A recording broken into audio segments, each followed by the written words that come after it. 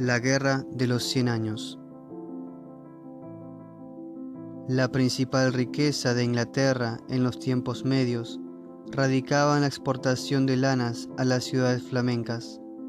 Entre el rey de Francia y el conde de Flandes reinaba excelente armonía, mal vista, por supuesto, por los ingleses, temerosos de perder sus mercados. Una disputa dinástica estimuló la ambición del monarca inglés Eduardo III, el cual hizo valer sus derechos a la corona de Francia, por ser hijo de Isabel, hermana del último monarca francés, Carlos IV el Hermoso, fallecido sin dejar descendencia.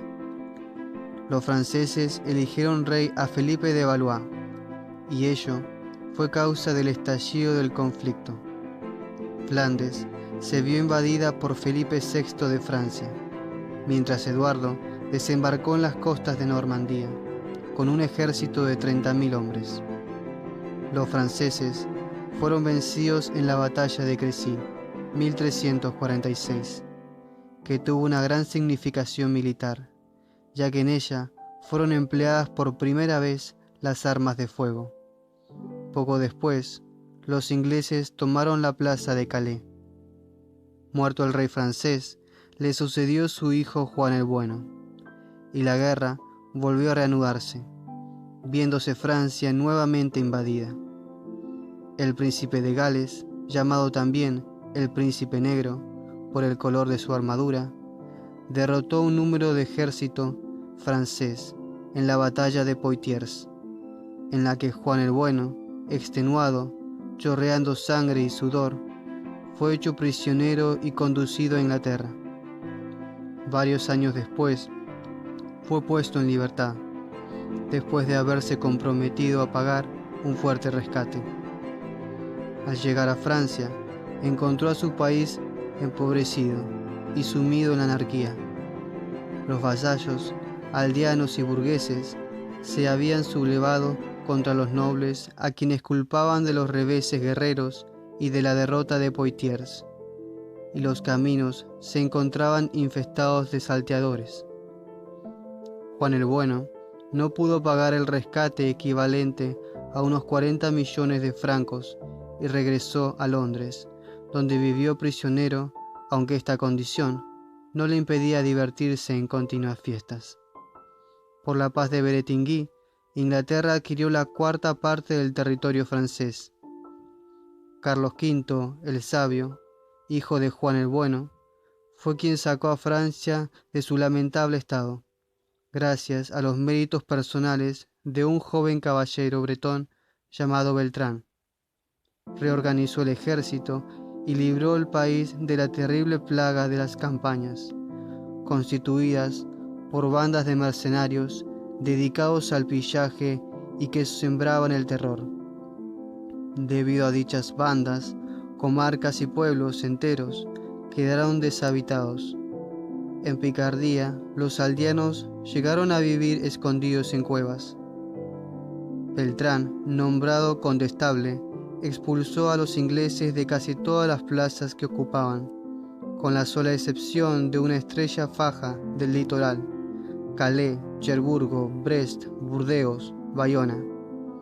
Después pudo dar un gran impulso a la prosperidad del país. Muerto Carlos V, y durante la minoridad de su hijo Carlos VI, Francia se vio ensangrentada por una guerra civil ocasionada por el asesinato de Felipe de Orleans. En ella lucharon dos bandos rivales, los borgoñeses y los armagnacs. El país se cubrió de ruinas y de sangre. Unos y otros, con tal de exterminar a los contrarios, llegaron a ofrecer a los ingleses la mitad del reino.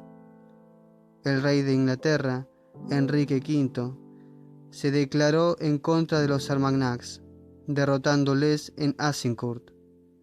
Tras apoderarse de Caen y Rouen, logró la firma del Tratado de Troyes, en virtud del cual resultaba el rey inglés heredero de la corona de Francia.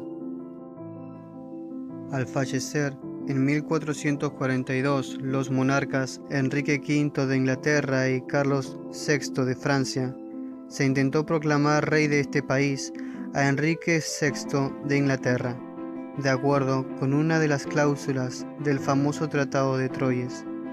Un movimiento nacionalista se colocó al lado del delfín desposeído, verdadero heredero de la corona, que fue proclamado rey de Francia con el nombre de Carlos VII. Solamente las provincias centrales guardaron fidelidad al monarca.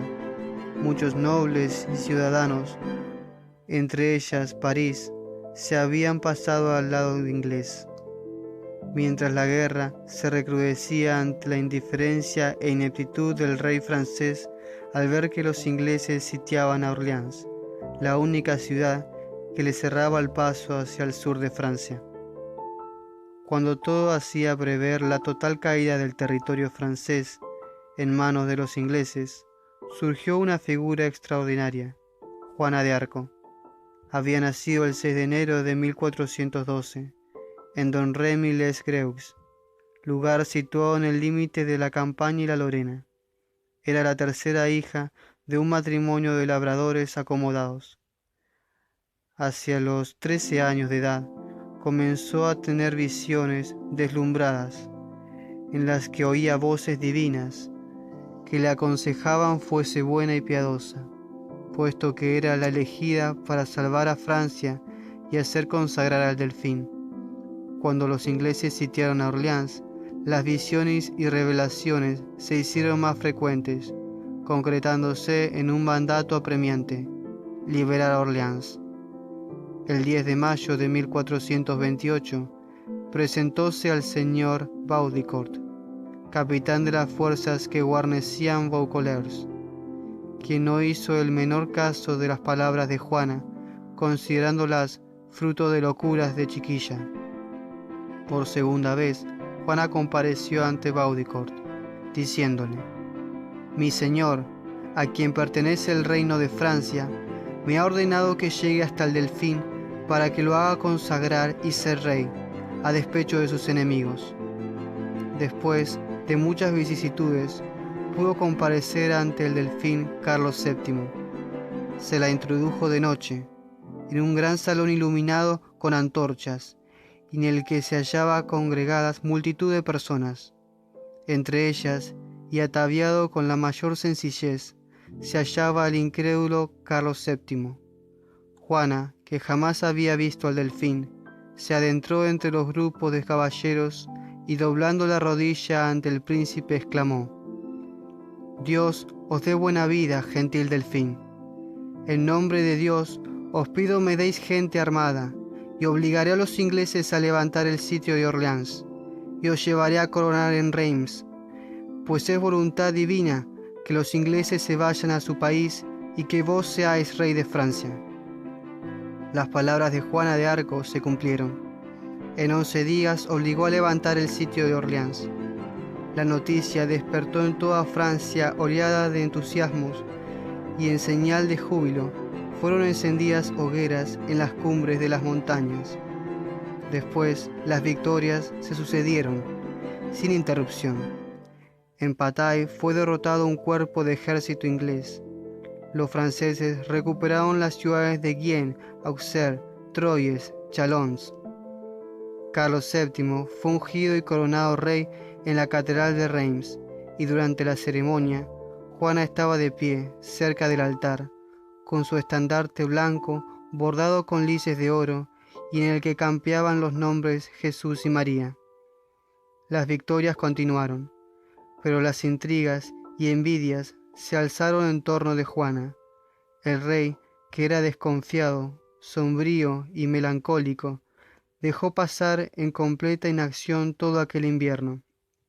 Juana de Arco, deseosa de acabar con los ingleses, marchó al sitio de Compiègne, en el que fue hecha prisionera. Los ingleses celebraron la prisión de la doncella. Mientras tanto, Carlos VII, faltando al honor y al agradecimiento, abandonó por completo a su salvadora, vendida por Juan de Luxemburgo a los ingleses en 135.000 francos. Juana de Arco fue sacada de la cárcel para ser quemada en la plaza del Mercado Viejo de la ciudad de Rouen. Cuando las llamas rodearon su cuerpo, después de haber besado con gran fervor y repetidamente el crucifijo, exclamó: «Jesús, Jesús». Estas fueron sus últimas palabras. El cuerpo de la mártir quedó consumido por las llamas, y sus cenizas fueron arrojadas al Sena. Las victorias de Juana de Arco señalaron el fin de la dominación inglesa en Francia. El impulso que dio la liberación de su patria fue tal que no acabó con su muerte, y los ingleses fueron expulsados de Francia, en la que solo conservaron el puerto de Calais. La Guerra de los 100 Años había terminado.